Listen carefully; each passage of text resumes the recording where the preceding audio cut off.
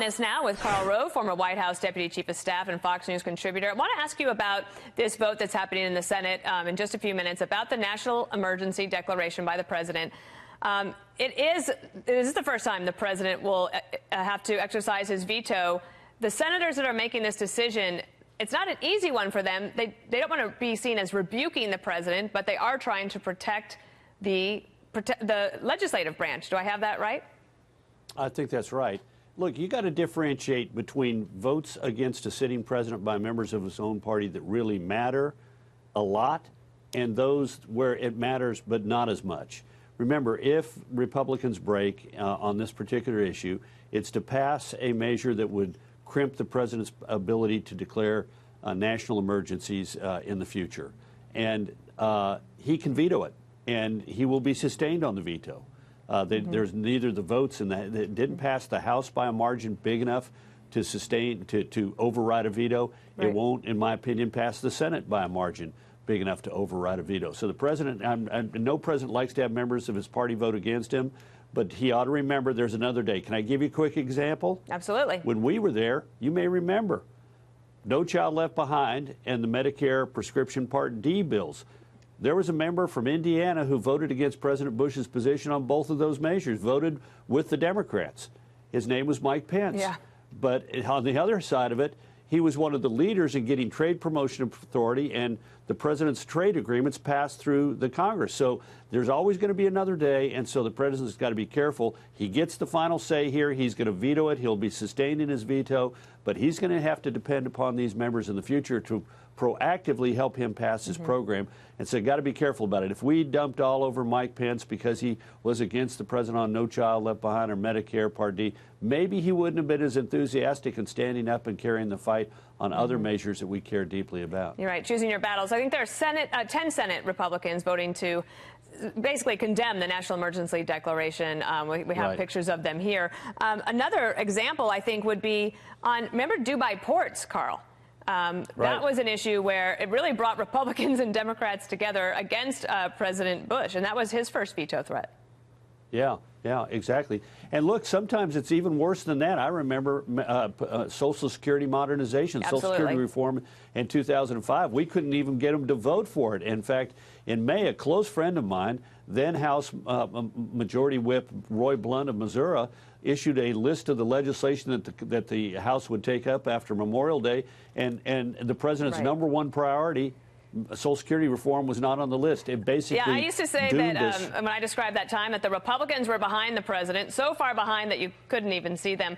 Karl, can you stay with us because we have more big political news. Beto O'Rourke, the former congressman who just lost his Senate race against Senator Ted Cruz, is now running for president and already hitting the campaign trail in Iowa, the state that kicks off presidential voting. We have Mike Tobin there in the middle of all of it in Burlington, Iowa.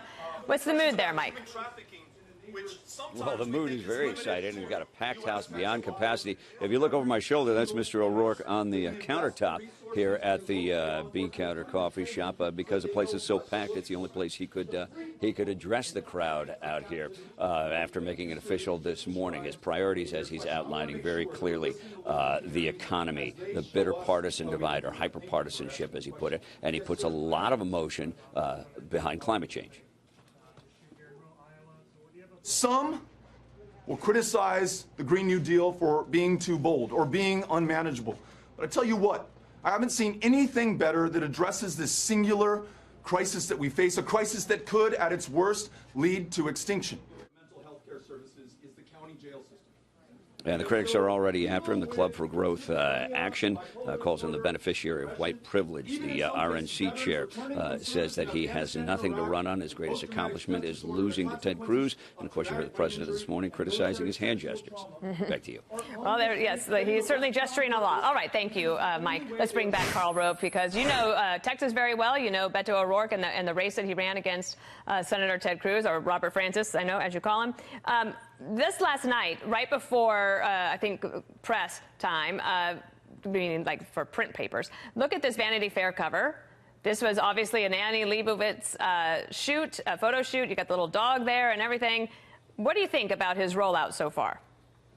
Well, it's pretty, for the Democrat primary, it's pretty smart. I do think it's ironic that he announces for president, in essence, in an article in a magazine that has vanity in its title. And there's a lot of vanity in this for Robert Francis O'Rourke, but he's going to be a serious contender. Yeah. He is, I think, however, one of the most reckless candidates I've ever seen. He said in the Vanity Fair article that he never prepared his speeches. He never wrote them down. He never prepared them. He just winged it. That's why he came out in favor a couple of weeks ago of tearing down all the fence and wall between the U.S. and Mexico, which, you know, go to San Diego and ask people if they want somebody to be able to walk out of a neighborhood in Tijuana and walk into a neighborhood in San Diego and not have to go through a fence and through customs. I mean, that ain't a good thing. Let me ask you one thing, though, that I saw today that, I mean, perhaps people on the right and maybe even his other competitors on the Democratic primary should not underestimate him.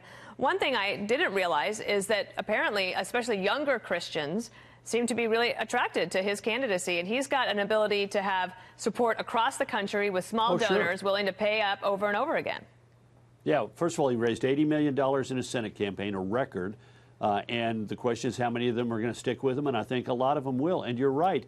Look, this guy has got charisma. This guy has got a personality plus. There's a comfort in him. In the article, the Vanity Fair article, he says that, you know, you got to be comfortable with who you are, and you got to know who you are and be authentic. And he has a lot of authenticity about him. So no, we shouldn't underestimate him. But on the other hand, and he's also, from a Democratic perspective, going to say something unusual about, I want to work together with Republicans and Democrats to get things done, which, you know, Elizabeth Warren ain't going to say that. Bernie Sanders ain't going to do that. But on the other hand, he is got a position. His positions are pretty. He's in favor of the Green New Deal. He wants Medicare for all. He's in favor of the guaranteed federal job, universal basic income. And in June of last year, he called for the impeachment of President Trump, even before there was any evidence. Even when that, Nancy you know, Pelosi is saying no. All right, yeah, Karl, exactly. I could talk to you all day, of course, but they're telling me I got to go. Thank you, Karl Rove. Thank you.